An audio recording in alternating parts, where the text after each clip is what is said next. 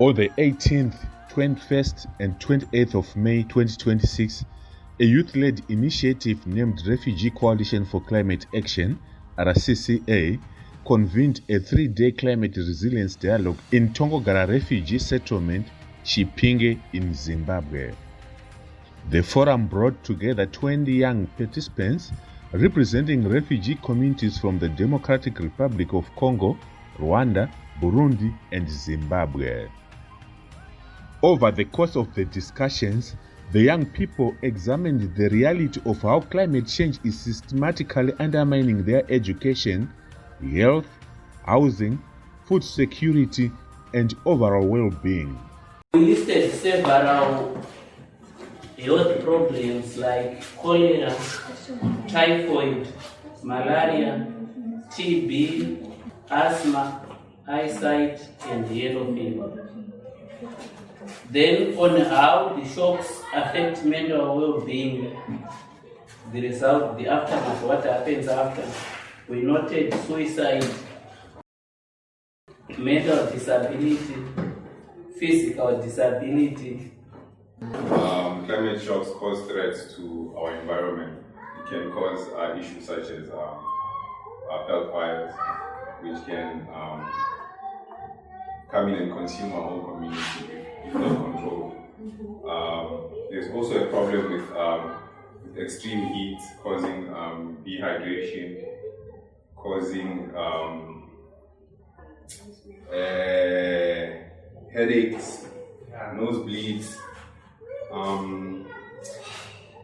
Climate shocks can also cause issues such as floods in our community, which could destroy households, also create soil erosion.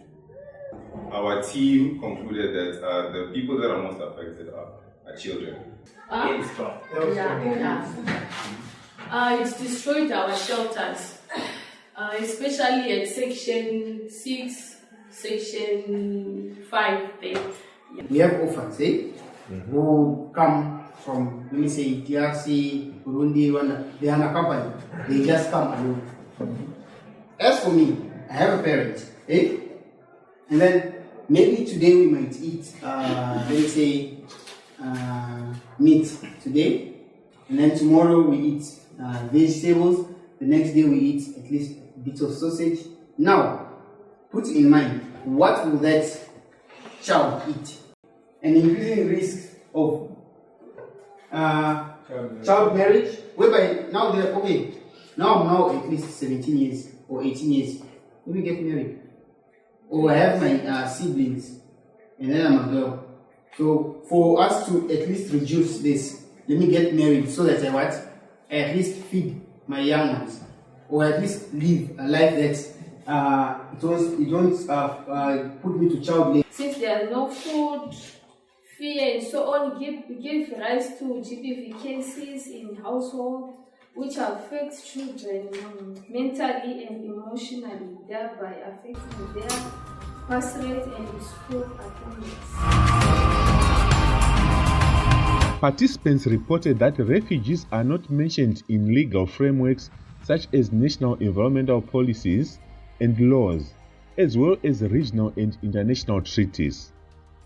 This resulted with the young refugees in Tongogara refugee settlement being left without formal recognition or protection in climate adaptation planning, despite being among the most vulnerable persons to droughts, floods, and extreme heat. If you want to look at the percentage of the youth in Zimbabwe, we are also contributing a certain percentage to the percentage that is in the whole country, right, of Zimbabwe. So why is it like whenever there are some activities or some things that are happening, they don't include that, or we have that special group somewhere, which also contributes to our percentage as our population.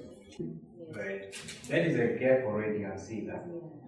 Because when we are talking of the environmental issues, people go for the conference there. The environmental policies do not directly state that there's a settlement in Zimbabwe. You can look around those policies.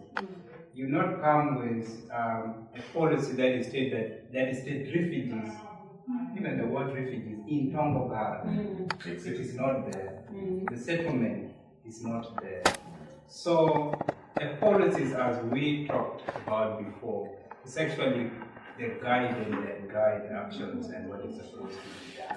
Refugees should not be seen as beneficiaries, but they should be recognized as local climate actors with knowledge, labor, leadership, and solutions. In response to this institutional omission, the young delegates decided to advocate for their inclusion in national and international climate policies, treaties, and financing structures. They also resolved to take grassroots action by scaling up community-led resilience projects that include tree planting, sustainable farming, and environmental restoration. That also affects us economically. And if we educate the community on income generating businesses such as keeping cattle, that is going to help us economically.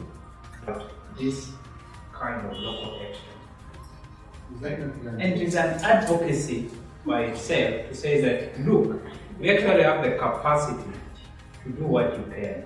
And you can see, when you give us this space, you can see what we have done. So it is what? An advocacy.